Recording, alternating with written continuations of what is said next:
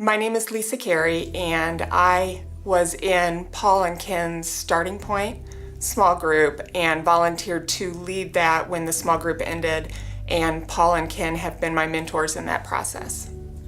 Back in the summer last year, there was a Starting Point group that was forming, and Paul, Claire, and I agreed to help lead that group, and we led through that 8-week session. And as we began to get to the end of that 8-week session, we started talking about what's the next step.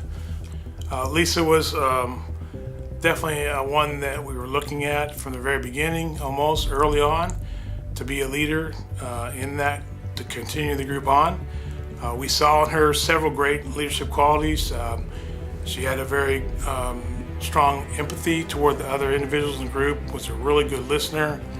We had, I think, something really special. I really enjoyed the group, and we all brought different perspective. Paul and Ken approached me about continuing the group and being the facilitator.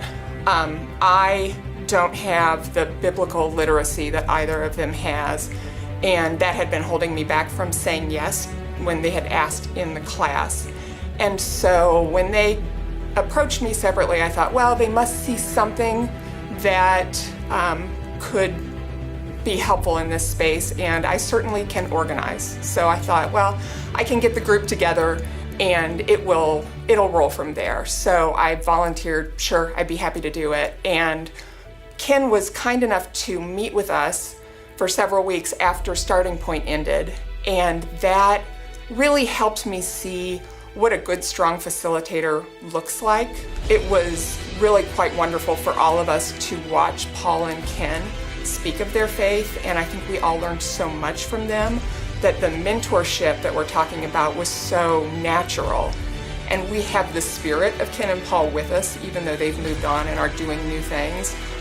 We bring them up and talk about them when we're meeting, and we're very blessed to have had that strong foundation to build upon. Well, I don't feel like a hero, but I am very passionate about the fact that what we're building, and what we're working on, a legacy of faith, must continue, and it must continue from generation to generation. One of the exciting things about BCN is we're seeing the younger generation begin to step up and take the role of leadership and responsibility.